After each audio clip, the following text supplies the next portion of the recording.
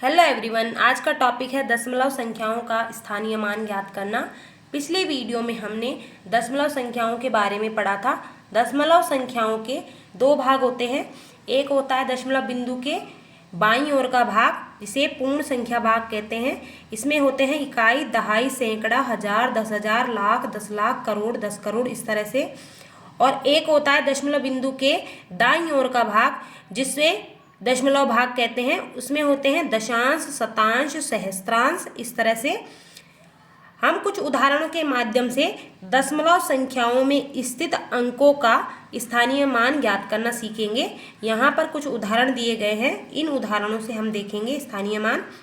तो सबसे पहले हम दशमलव बिंदु के दाईं ओर के अंकों का स्थानीय मान निकालते हैं।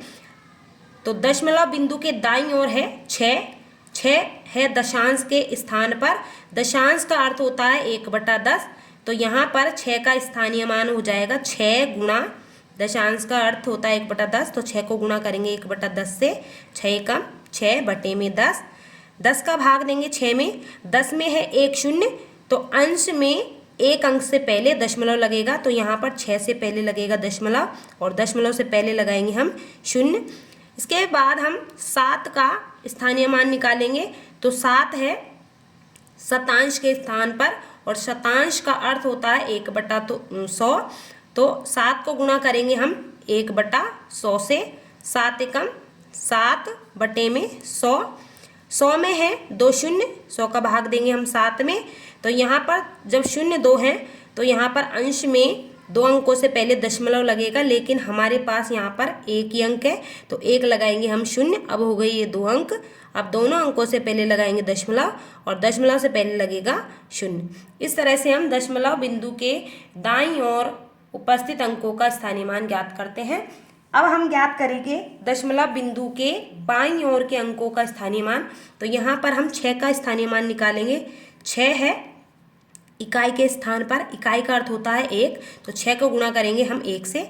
6 एकम 6। 5 है दहाई के स्थान पर, तो 5 को गुणा करेंगे 10 से, क्योंकि दहाई का अर्थ होता है 10, तो ये हो गया 50। 0, यहाँ पर 0 है सैकड़े के स्थान पर, और सैकड़े का अर्थ होता है 100, तो 0 को गुणा करेंगे हम 100 से, तो ये आएगा 000। फिर 5 का स्थानीय मान निकालेंगे।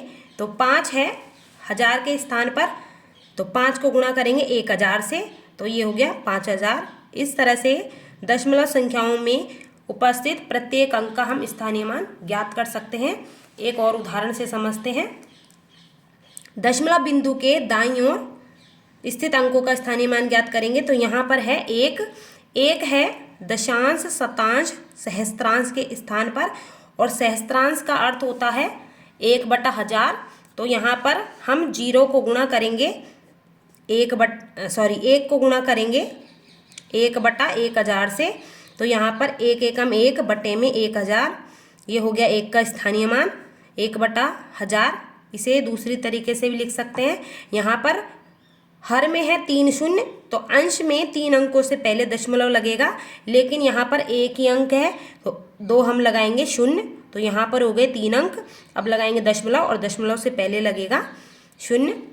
इसके बाद हम इस वाले 0 का स्थानीय मान निकालते हैं। तो यहाँ पर ये 0 है शतांश के स्थान पर, तो शतांश का अर्थ होता है 1/100, तो 0 को गुणा करेंगे 1/100 से। 0 को 1 से गुणा किया तो 0 बटे में 100। हर में 2 शून्य है, तो अंश में 2 अंकों से पहले दशमलव लगेगा, तो 2 अंक, यहाँ पर 1 ही है, तो 1 लगाएंगे हम शून्य, तो ये हो गया 0.00। उसके बाद इस वाले 0 का स्थानीय मान निकालेंगे। तो ये है दशांश के स्थान पर, तो दशांश का अर्थ होता है 1/10। 0 को गुणा करेंगे 1/10 से, तो 0 गुणा 1 होता है 0 बटे में 10। हर में 1 शून्य है, तो 1 अंक से पहले लगेगा दशमलव। 2 है इकाई के स्थान पर, इकाई का अर्थ होता है 1, तो 2 को गुणा करेंगे 1 से, 2 एकम 2।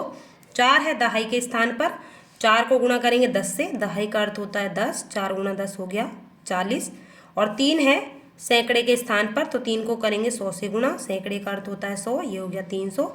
इस तरह से हम दशमलव संख्याओं में स्थित प्रत्येक अंक का स्थानीय मान ज्ञात कर सकते हैं। यदि वीडियो अच्छी लगी हो तो लाइक करें, शेयर करें और चैनल को सब्सक्राइब करें। Thank you.